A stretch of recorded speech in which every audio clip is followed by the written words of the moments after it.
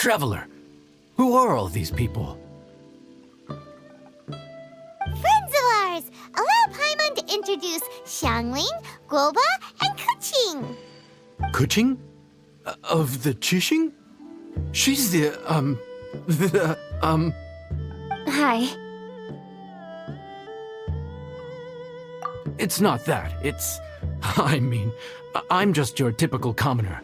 I've never met someone as high up as the Yuhang before in my whole life. Look at that strong body, those powerful hands, and honest eyes. This guy must be a really great chef. So, is there something I can help you with?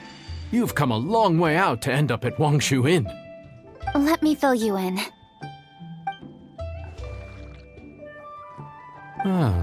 Okay. I see. Legends claim that the Stove God once appeared at the Guili Assembly. As Wangshu Inn is the oldest extant building in this area, any historical texts from around these parts are likely to have ended up here. Is there a room in this inn for storing books? And if there is, do any of them mention the Stove God? Well, now that you mention it, we do have a fair few ancient texts here. I remember looking through an old recipe book once. I just need to remember where they're all stored. If you are happy to wait here for a few minutes, I'll go have a look right away. Oh, Traveler, there's something I need to discuss with you. What is it? We need to pay up or something? What? No, I wouldn't take your money. We're all friends here. I just wanted to ask if you had the time to make a satisfying salad for me. A satisfying salad? What for? Yeah, guy who hangs out on the roof terrace, you know? Good-looking fella, not too tall. Shh! Don't you think he can hear you? Oh, right. Yeah, maybe. Anyway, you know who I mean.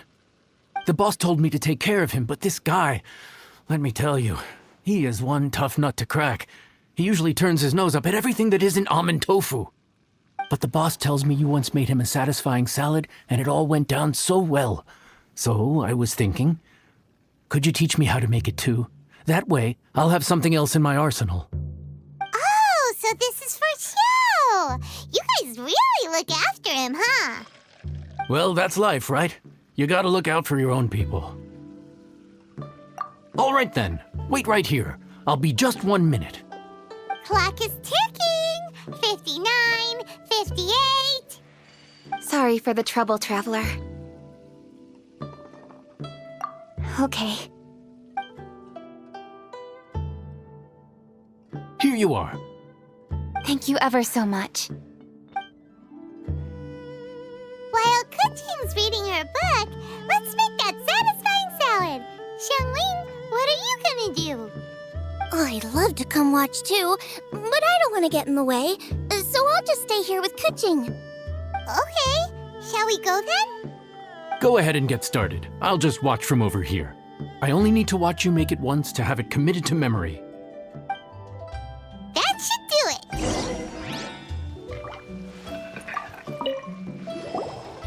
All right, thanks for that. I think I've got it now. You got all the steps down, right? Of course. Don't forget, I am the best chef around these parts. Let's go see what Kuqing and Xiangling are up to. Kuqing, Xiangling, we're back! You finished cooking? Good timing. We finished our reading too. And? Useful? Or no? Useful. There is a passage concerning the Stove God, and it's not what we were expecting. I quote, 60 miles to the northwest is the Guili Assembly.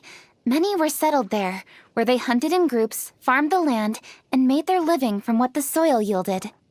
When the Stove God descended, one god became many, all of which were the height of children.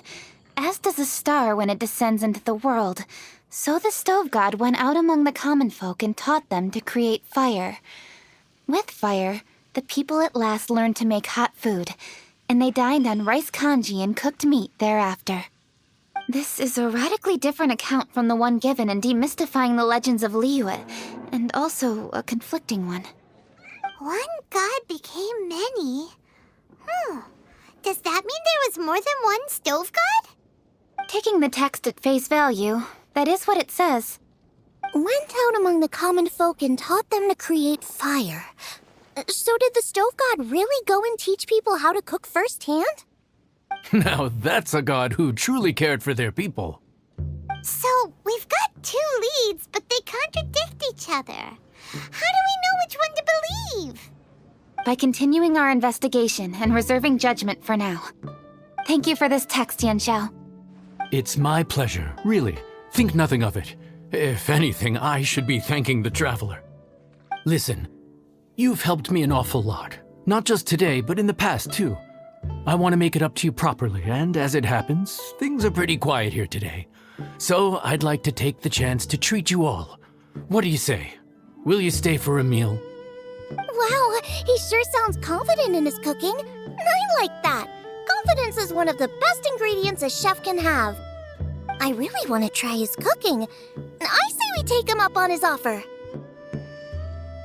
It's hard to refuse a generous offer like that. Yes, I think we can fit this in. Yanxiao, we await your culinary creations with great anticipation. I won't disappoint. Everybody, please be seated! You think you own the place? I'll sit here with Guoba.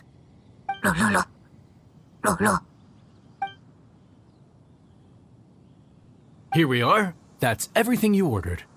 It all smells amazing. I think I've met my fellow finalist. It smells beautiful. Strange. I never would have guessed that such a gifted chef worked here. This inn isn't particularly known for its food.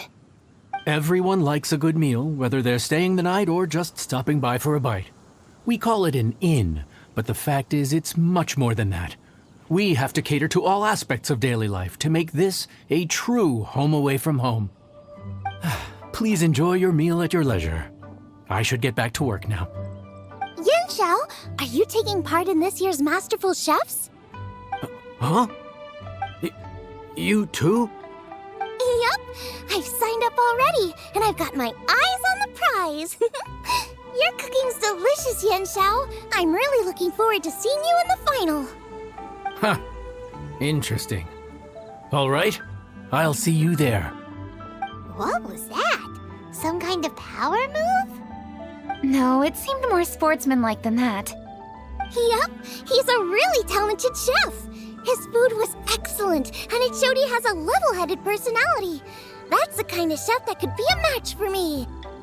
I haven't had any competitive cooking experience since my cook-off with Brooke in Springvale. You're too kind. Guoba, what are you doing? Guoba's eating the... Those were Kuching's! How could you steal them while she wasn't looking? Oh, my golden shrimp balls.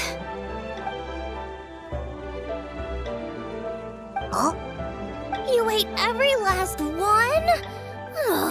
Guoba, we've been through this. When we're with friends, you gotta be on your best behavior, okay? I'm so sorry, Kuching. I promise I'll make it up to you. What's the big deal? We can just get another plate. After all, it's Yanxiao's treat today. It's not the same, though. The moment's gone. Sure, you can eat something else, but you can never go back and change the feeling of despair as your food is snatched away from right under your nose. The dining experience is a trinity of emotion, food, and atmosphere, and you've got to have all three to make it work. I have to say, now that you mention it, that is a very accurate appraisal of the situation. I'm gonna make it up to you, Kuching. Is there anything you want to eat? Anything at all. Whatever it is, I'll make it for you. I don't have high hopes for this, but equally I don't want her feeling guilty. Okay, I'll let her do this for me. If you insist, there is one dish that perhaps you could try making for me. It's an old recipe from my grandfather's notes. No problem. May I see it? I'll get it to you when we're back in Liyue Harbor. Traveler, have you finished eating? Before we do anything else, let's head back to Liyue Harbor. I need to fetch something.